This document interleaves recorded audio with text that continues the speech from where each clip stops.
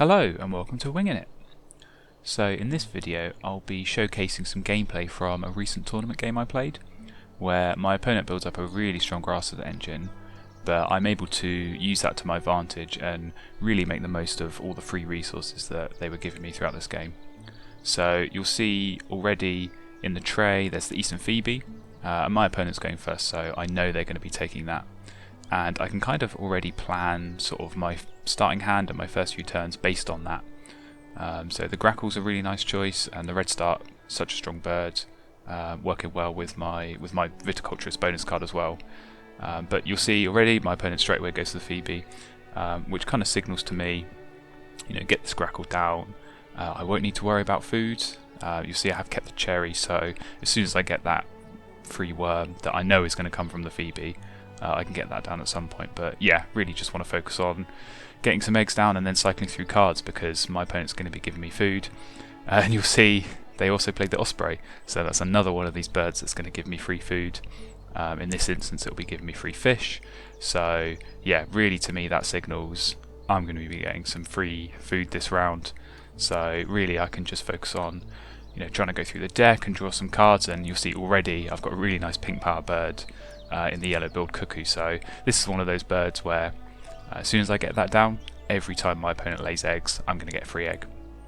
And already I think as soon as you see your opponent play something like the Phoebe and the Grasslands, they're going to be activating that a lot. They're going to try and build something strong, so really you want to focus on trying to get these pink powers down as soon as possible. So another turn drawing cards, and this time I get the black turn, which is quite a nice one. It's 4 points for a single food, and actually it's free food that my opponent's giving me, so I'm able to get that down straight away thanks to the fish they've given me. It just builds out that wetland, so now I'm seeing more cards. I'm not having to discard eggs from the Grackle, so every time I'm drawing cards I'm going to look at 3, I'll discard 1, tuck the other and get an egg. So it's just such a nice position to be in, and yeah, like I said, I'm not really having to worry about food. I do draw the hummingbird here, and I'm considering playing it, but really in this position I don't want to be giving my opponent free food. I want them to be the one giving me free food, so I get rid of that and keep the puff in, which again I think makes sense here. I'm getting loads of free fish, so I probably don't have to even worry about getting the food for that. I can just use the free food I'm getting from my opponent. I'll get that down. It's a big point bird. It's going to help with some of these end around goals, but also once I get this Cuckoo down, I'm going to need as many bolt nest spaces as possible, which is another reason why the Red Start's nice. So yep, you'll see I get the Red Start down. I do have to draw food once, but it was important for me to get that Cuckoo down as soon as possible, just because I want to really maximise the number of free eggs I'm getting from my opponent. And you'll see straight away in that second round they play the Robin, so again, like the Phoebe, as soon as I see that go down in the Grasslands, I know my opponent's going to be laying eggs a lot. And with that Cuckoo, every time they lay eggs I'm getting a free egg, but I'm also getting a free worm from their Phoebe. So really I'm sorted for food and eggs for now. I can just focus on cards, and yep, getting that puffin down, really nice bonus card in the Forester. I've already got 2 birds that meet that. But also I'm thinking, there's a lot of birds that are going to meet both of those bonus cards. And again, on this turn, my opponent plays the hummingbird, so that's another one of these co-op food birds. So yeah, it's a really strong position for them, but actually for me, they lay eggs, I'm getting 2 food and a free egg. So again, I can just focus on drawing cards. I've got another nice wetland bird in the Grebe, so again, Star Nest, it's going to help with the end of round goal. It's going to help give me space for getting eggs from the Cuckoo, and it's just going to help me see more cards. And yeah, 5 points for a single food, those are always nice birds to get, so immediately I want to get that down, and yeah, just keep cycling through the deck and hope to get some more good birds. So at this point I've got Sprague's Pipit, and I'm going to try and get that down in this round. I will potentially have to lay eggs just to try and win these end of round goals, and that's really a good point to make, is that if you do see your opponent setting up really nice engines, they're going to get a lot of eggs, a lot of tuck cards. You really want to maximise on these end of round goals, because if you can win an end of round goal instead of your opponent winning it, that's 3 more points for you and 3 less points for them, so you're effectively gaining 6 points there. You'll see they do get another platform nest here, but I'm able to play this smart.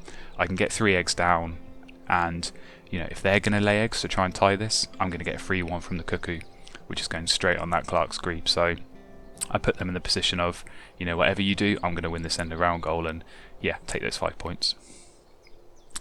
So quite a nice tray here. I'm looking at that turkey, but unfortunately, again, my opponent going first, they get first dibs on that. So I'm pretty sure they'll take it, but I'm in a nice position where I can just keep drawing cards and cycle through the deck, and maybe I don't get great cards, but it doesn't matter because I'm still going to get tucks on the grackle. And you'll see in this turn, not some great birds, but like I say, I'm still getting 2 points.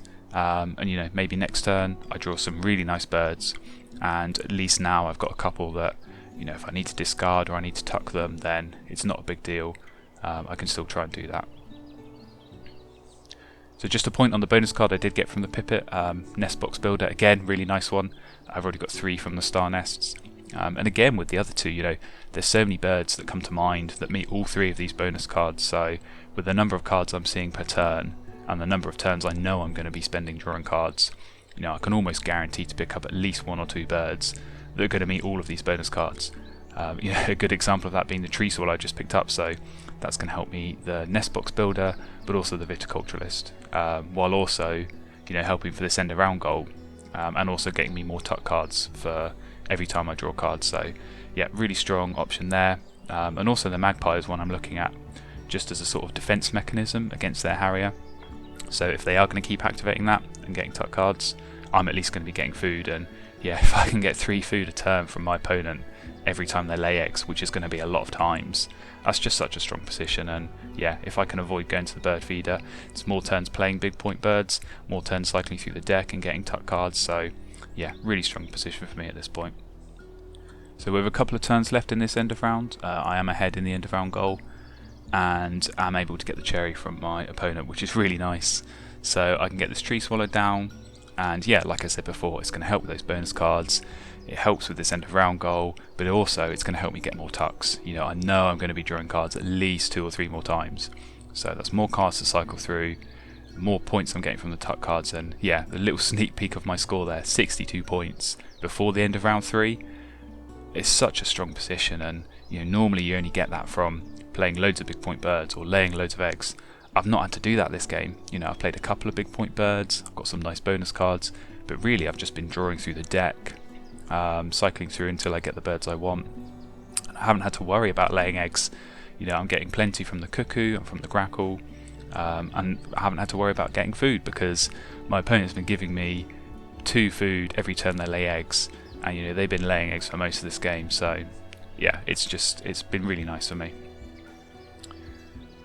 One important thing though, is always try and pay attention to what your opponent's going to do next. So you see I was looking at my opponent's board there, I noticed that they're pretty much full on eggs, so I can expect they're going to play a bird here, and then lay eggs next turn. So I haven't got any food. I'm not expecting to get any food from my opponent, so I know, okay, this turn is going to be drawing cards like usual, but next turn I can be pretty sure they're going to lay some eggs, they're going to give me some food, and hopefully I can get some food. Maybe I can get this woodcock down, or depending what other birds I draw here, I could look to get them down instead. So barred owl's an interesting one. It helps meet the forester and the Nest Box Builder, so definitely one I am looking at. But obviously as long as I've still got egg space on that grackle, so I can still keep getting tuck cards and eggs from that as well, I'm going to keep drawing through the deck. I'm going to see what better cards I can get, because really I want to try and maximise all these bonus cards.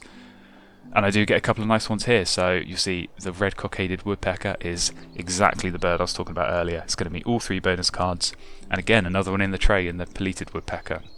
So at this point I'm just calculating my turns and thinking, okay, if I spend 1 turn drawing cards here, I can get those 3 forest birds, and then I've got 4 turns to get them down, and really that's going to maximise all 3 of those bonus cards, while also I'm going to get a couple more. So I've got the warbler and the woodpecker, they're both going to give me another bonus card each, which just gives you a really good shot at the end of the game of getting even more points here. So with 4 turns I can get this pelleted woodpecker down with the food I've got. I'll spend 1 turn drawing food, which will give me plenty to get both the other birds down. And really at this point it's just about getting these birds down and hoping I can get some nice other bonus cards.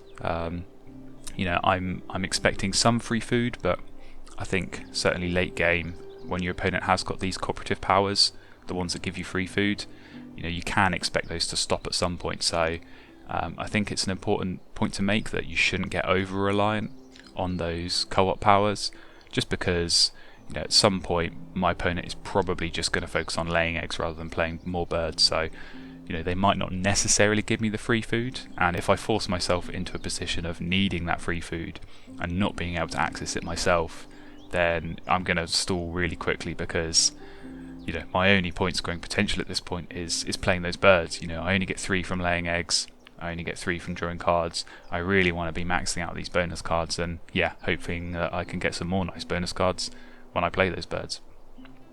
So you see there, I do get the free food I need, so, you know, it's not the cherry, but I have got enough food to at least force that woodpecker down. So my last 2 turns here, pretty straightforward. You know, just play these 2 birds. I'm thinking there's loads of good bonus cards I could be getting here. You know, I've got loads of wetland birds down, I've got 4 star nests, so my chances are good, but in reality, not the bonus cards I'm looking for. So really unfortunate there. A couple of 0-point bonus cards. Like I said, there's so many that I could have maxed out.